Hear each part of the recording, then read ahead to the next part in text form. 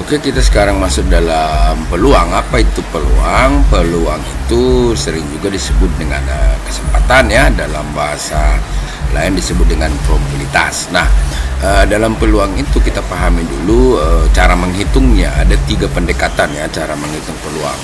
Menghitung peluang dengan pendekatan frekuensi nisbi ya, menghitung peluang dengan pendekatan definisi peluang klasik yang keduanya, dan yang ketiga menghitung peluang dengan menggunakan ruang contoh ya. Jadi kita dalam pembelajaran ini kita akan memahami satu persatu dari cara menghitung peluang tersebut ya.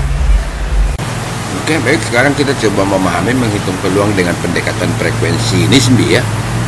Nah, dalam contoh yang kita gunakan itu adalah pelemparan mata uang logam. Kita tahu mata uang logam itu terdiri dari 2 sisi ya, ada sisi angka dan ada sisi gambar dalam uang logam itu. Nah, bisa juga media-media lain ya, seperti dadu, pengambilan kartu dan lain. Tetapi yang lebih praktis kita coba mempergunakan sekeping uang logam. Nah, katakanlah seorang siswa melakukan percobaan dengan melempar sekeping uang logam beberapa kali. Misalkan hasil percobaannya sebagai berikut ya. Untuk pelemparan 10 kali didapat munculnya sisi gambar itu sebanyak 6 kali. Maka dikatakan frekuensi nisbi muncul gambar sama dengan 6/10 atau 0,6 ya. Untuk lemparan sebanyak 20 kali, katakan setelah dilakukan percobaan muncul gambar itu 9 kali. Sehingga frekuensi nisbi muncul gambar itu 9/20 atau 0,5. Untuk lemparan sebanyak 30 kali misalnya muncul gambar itu sebanyak 16 kali, maka frekuensi nisbinya itu 16/30 atau 0,53. Nah, untuk pelemparan 40 kali misalnya katakanlah muncul gambar itu dari hasil percobaannya itu sisi gambar itu muncul 21 kali ya, maka frekuensi nisbinya sama dengan 21/40. Nah, hasil dari percobaan ini bisa dibuatkan dalam tabel seperti ini ya. Oke, ini banyaknya lemparan ya, 10 kali munculnya gambar 6 ya, 20 kali muncul gambar 9, 30 kali muncul gambar 16, dan 40 kali muncul gambar 21. Nah, seandainya saja pelemparan ini semakin besar ya, atau contohnya saja kita menghitung, coba ini kalau 100 kali ya. Kalau 100 kali kan sama saja, ini berarti kita menjumlahkan ini ya, 10 tambah 20 ini kan sudah 100 kali, maka kita jumlahkan ini muncul gambarnya ini berarti kan 6 tambah 9 ya, tambah 16 tambah 21 ya, jadi total seluruhnya itu kan 52 ya, berarti 52/100. Nah, kalau kita bagikan maka frekuensi nisbi munculnya gambar itu adalah 0,52 kalau 100 kali dari penjumlahan hasil percobaan yang dilakukan oleh siswa ini. Nah, gitu kan. Nah, kalau kita lihat grafiknya, maka grafik dari hasil percobaan itu ya kira-kira seperti ini lah ya. Nah, grafik dari hasil percobaan itu.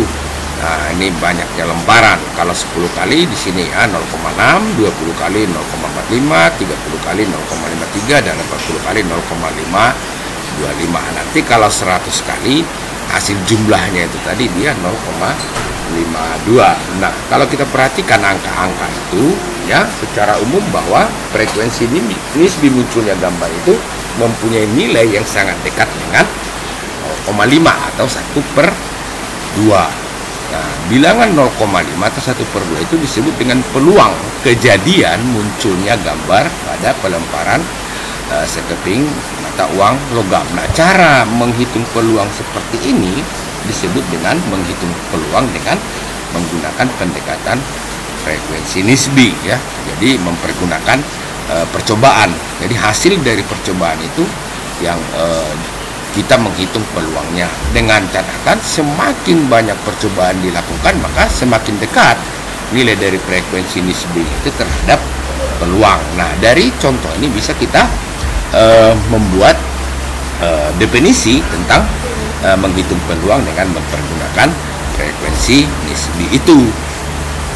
Nah, berdasarkan penjelasan tersebut kita sekarang bisa mendapatkan 2 hal dalam menghitung peluang dengan pendekatan frekuensi nisbi ya. Yang pertama, Misalkan suatu percobaan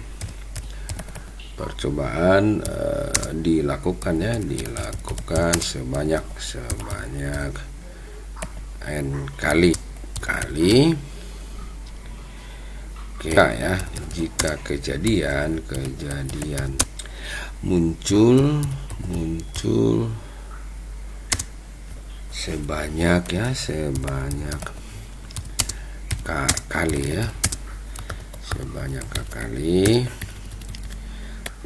dimana ya 0 lebih kecil sama dengan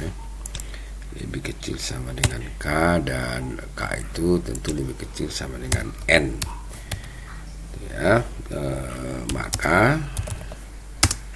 Maka frekuensi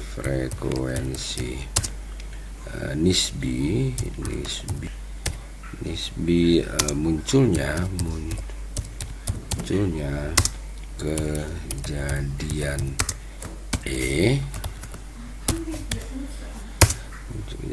ditentukan dengan rumus Fe itu sama dengan K per N. Fe atau frekuensi nisbi munculnya kejadian itu ditentukan dengan rumus K per N ya, atau berapa kali kejadian itu muncul dalam K kali dibagi banyaknya percobaan. Nah, selanjutnya yang kedua di sini kita pahami lagi, jika N mendekati tak berhingga ya, maka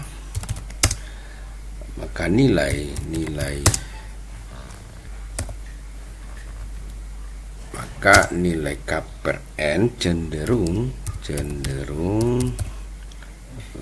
konstan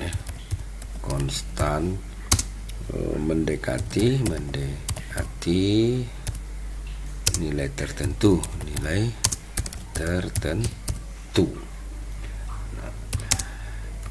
Nilai tertentu ini adalah ya, peluang munculnya kejadian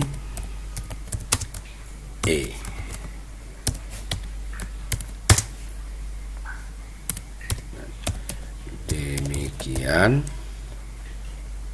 nilai peluang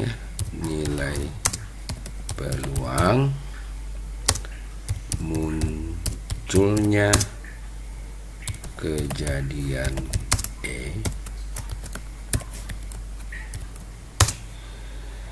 ditentukan dengan rumus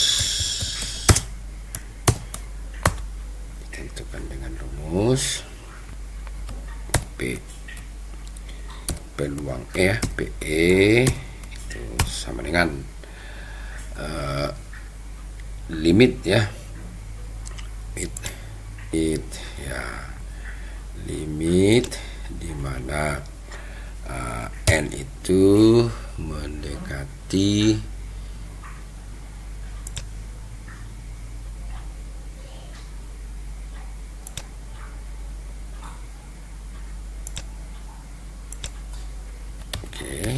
dari Fe atau frekuensi nisbi dari kejadian itu, tentu dia menjadi